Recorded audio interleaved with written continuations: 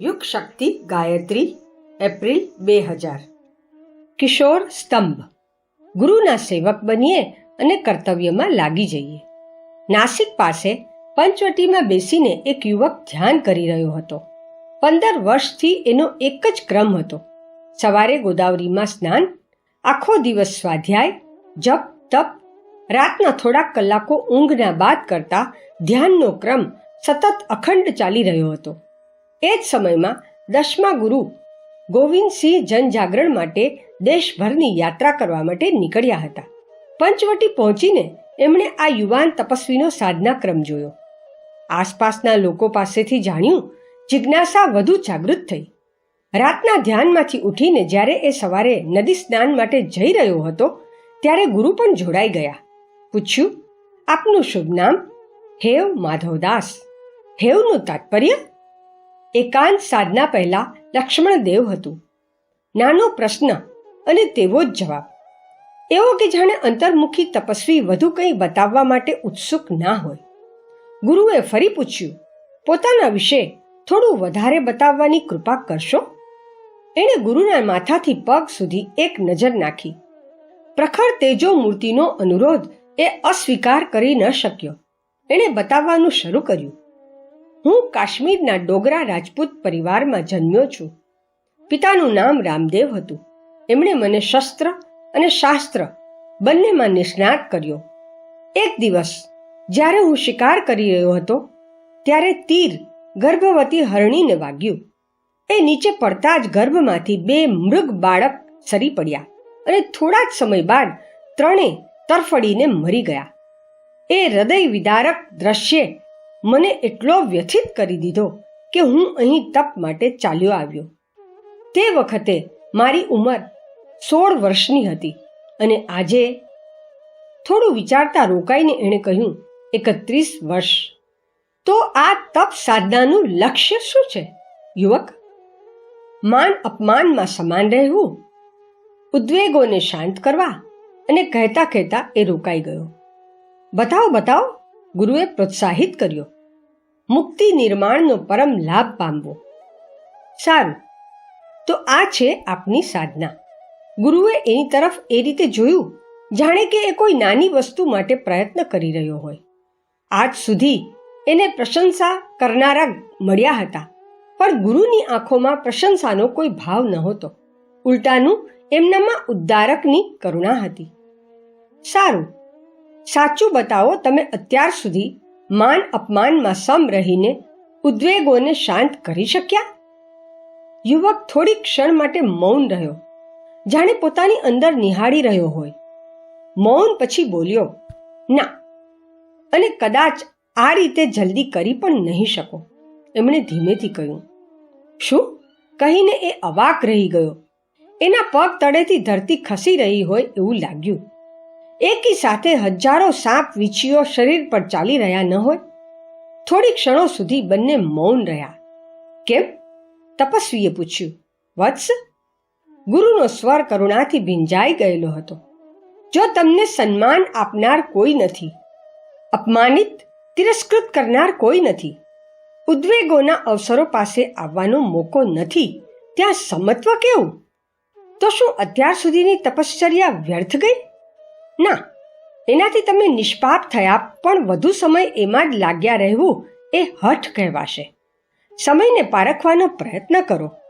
કેટલીક ક્ષણ તેઓ યુવકની આંખોમાં જોતા રહ્યા, પછી પ્રેમ ભર્યા સ્વરમાં બોલ્યા, તમે મુક્તિ ચાહો છો ને?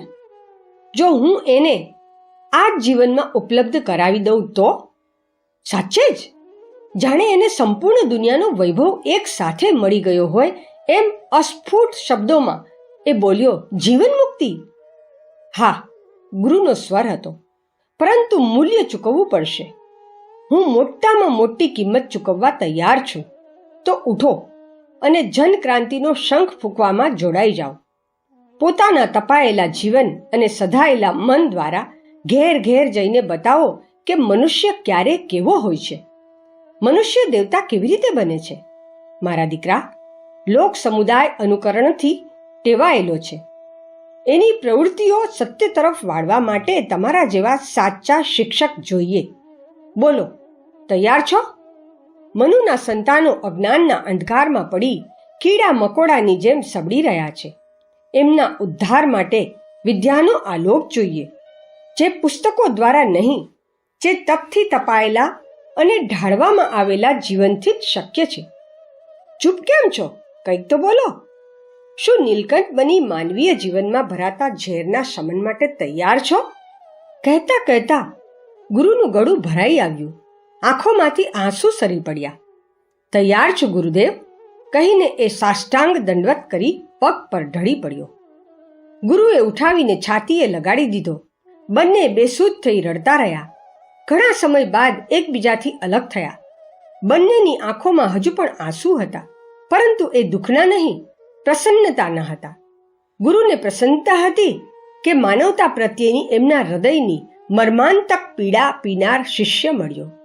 શિષ્યને પ્રસન્નતા હતી કે એના જીવનનો સાચો માર્ગ બતાવનાર ગુરુ મળ્યો. ઘટના પર પડદો પડી ગયો. એ દિવસથી લક્ષ્મણદેવ ગયો, માધવદાસ ગયો, રહી ગયો ફક્ત ગુરુનો બંદા વૈરાગી. આ ઉપાધિ એને ગુરુ ગોવિંદસિંહ પાસેથી મળી હતી. હવે એનામાં સ્વાર્થ કે સંકુચિતતાનો એક કણ પણ ન હતો. સર્વજન સુખાય, સર્વજન હિતાય કામ કરવાની લગન, આ જ હતું એનું વૈરાગ્ય. એ અર્થમાં જ એ બંદા વૈરાગી હતો. વૈરાગીએ માળા મૂકી દઈ તલવાર ઉપાડી અને તત્કાળ બલિદાનની ભૂમિ પંજાબ પહોંચ્યો. ત્યાં જઈને એમણે નવેસરથી સંગઠનનો શંખ ફૂંક્યો અને ધર્મયુદ્ધનો શુભારંભ કરી દીધો. બંદાએ પોતાની શારીરિક, માનસિક, બૌદ્ધિક અને આધ્યાત્મિક બધી શક્તિઓ ધર્મયુદ્ધમાં લગાડી દીધી. નવા સૂર્યોદયની જેમ બંદાને પ્રાપ્ત કરી પંજાબનો સંપૂર્ણ હિન્દુ અને શીખ સમાજ જાગીને તેમના ઝંડા નીચે આવી ગયો. બંદાએ આ જન સંગઠનના આધારે સરહિંદ જીત્યું. પંજાબના 28 પરગણાઓમાંથી યવન શાસનનો અંત આણી દીધો અને સતલજથી યમુના સુધીની ભૂમિ પર ધર્મધ્વજ લહેરાવી દીધો. પંજાબને સ્વાધીન કરી બંદા આગળની યોજના બનાવવા તથા બલિદાની વીરોની યાદમાં એક ગુરુદ્વારા બનાવવામાં વ્યસ્ત બન્યા. એ જ વખતે ભારતભરના મુસલમાન શાસકોએ ઔરંગઝેબના નેતૃત્વમાં તેના પર ચારે તરફથી હુમલો કરી દીધો. અત્યાચારી બાદશાહે બંદાને માંસ ખેંચી ખેંચીને મારી નાખવાનો આદેશ આપી દીધો. બંદાને જંજીરો વડે બાંધીને ઊભા કરી દેવામાં આવ્યા અને જલ્લાદોએ ગરમ ચીપિયાઓથી તેમનું માંસ કાઢવાનું શરૂ કર્યું. પરંતુ ધર્મવીર, સાચો વૈરાગી અંત સુધી આનંદથી હસતો રહ્યો. જૂન 1716માં એમણે પોતાની નશ્વર કાયાનો ત્યાગ કર્યો, પરંતુ શરીર ન રહેવા છતાં તેમનો આત્મા ચીસો પાડીને પોકારી રહ્યો છે, ગુરુના બંદાઓ, તમે ક્યાં છો? મનુના સંતાનોની પીડા તમારાથી કેવી રીતે જોવાય છે? એમના માટે સતયુગ પાછો લાવવા માટે તમારું પરાક્રમ કેમ જાગી રહ્યું નથી? શું એ પોકારો તમને સંભળાઈ રહ્યા છે? જો હા, તો પછી ગુરુના બંદા બનો અને કર્તવ્ય ધર્મને ઓળખી જોડાઈ જાઓ.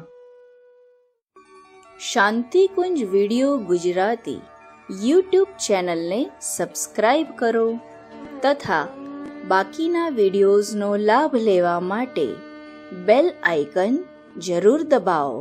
ધન્યવાદ.